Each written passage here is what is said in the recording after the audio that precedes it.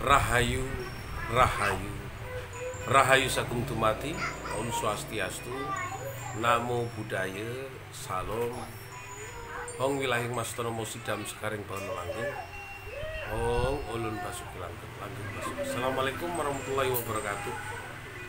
Pemirsa Cahaya Batin, pintu gerbang kesadaran bangsa Nusantara. Ketemu lagi dengan saya, Cak Monyong, dalam Wedar Aksara Jawa. Dan hari ini saya akan membahas tentang aksara apa ini? Yo yakino marang samubarang tumindai Gusti. Yakino marang samubarang tumindai Gusti. Saya akan bercerita. Tadi malam saya ditelepon oleh Dr. Yusrin dari Universitas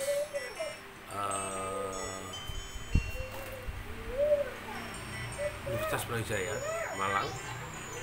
Mas Yusrin, Dr. Yusrin dulu pengurus Dewan Kesenian Jawa Timur, berdiskusi banyak tentang Jolotundo. Lalu pintu untuk membuka diskusi kami tentang Jolotundo. Nah, pernyataan tentang bagaimana memahami Jolotundo, saya sampaikan ada sejarah. Jolotundo itu tercipta tahun berapa, oleh siapa pelakunya, itu sejarah. Lalu ada tentang folklore, tentang bagaimana peristiwa-peristiwa dongeng tentang yang diamanatkan oleh Jolotundo. Jadi folklornya, ceritanya seperti apa. Jadi ada sejarah, ada cerita. Lalu yang bagian saya adalah memahami makna di luar yang tadi telah diketahui oleh ahli sejarah, telah diketahui oleh ahli cerita dalam rangka sastra. Nah, yang kita ingin sampaikan dengan memahami nilai-nilai khusus yang terkandung di dalam pengetahuan tentang Jolotundo. Jadi disitulah ruang pembeda antara kami yang memahami nilai keluasan tentang apa yang terjadi di belakang saya, dengan patung, dengan kuningan, dengan dupa, tidak dalam rangka dikatakan dupa ini hanya sekedar, tidak sekedar, harus pahami dulu makna dupo itu, kenapa disebut dupo, bukan sifatnya, bendanya dupa, kerjanya untuk apa, sifatnya seperti apa. Jadi banyak orang yang mengatakan kadang-kadang tidak memahami secara real Dr. Yusrin. Nah, kami ingin menjelaskan bahwa keinginan kita adalah memahami itu secara utuh.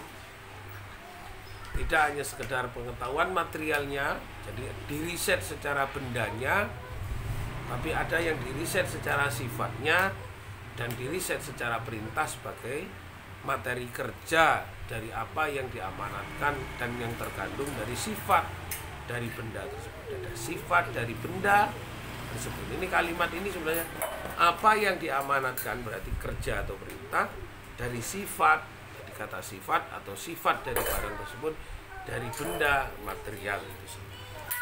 Ini harus dipahami, jadi biar orang tidak terus prosok menyebut boleh apa saja loh, itu mas sebut hanya sekedar sebutan. Tapi sifat itu pasti ada nilai yang diuji cobakan untuk dijadikan perintah dalam rangka kerja.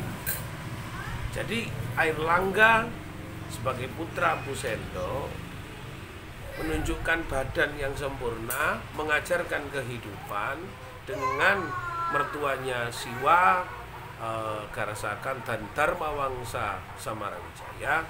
Itu seperti apa sifat-sifatnya.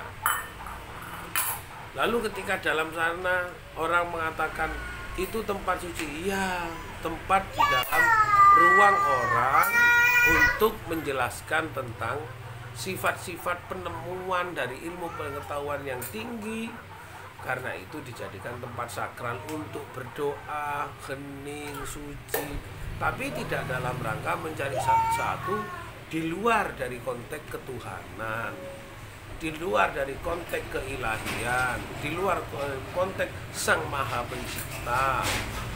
Jika itu terjadi, maka mereka masih dalam kategori manusia yang masih belum dalam taraf mencapai tujuan untuk kepada satu tempat yang disebut Sang Pencipta. Jika dia masih dalam afirmasi pada lingkungan-lingkungan hal-hal tersebut, itu bisa saja, karena saya katakan bahwa padepokan yang mengajarkan ilmu kanuragan itu boleh untuk anak muda. Padepokan yang mengajarkan olahraga kesaktian itu boleh, karena itu dalam rangka tidak anak-anak kita terpapar dengan narkoba, tidak terpapar dengan kenakalan. Olahraga, ikut silat, ikut pada boleh, dan itu wajib untuk badan kita menjadi sehat. Itu wajib, olahraga, sepak bola, silat, padepokan itu.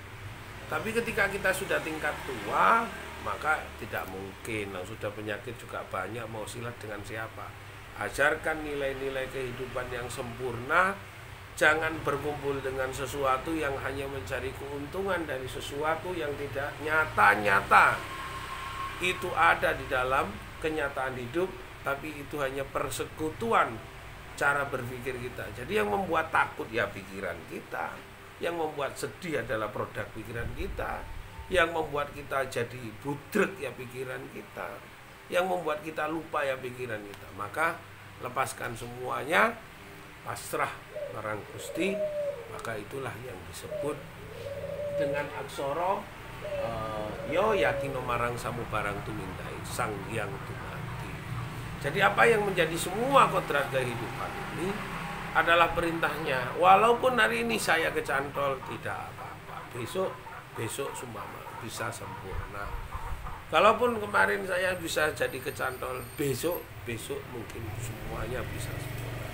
Itu bahwa memahami Jawa bukan memahami ilmu dalam rangka untuk hanya sekedar yang dicapai untuk kaum muda, kesaktian, kanuragan, ilmu olahraga.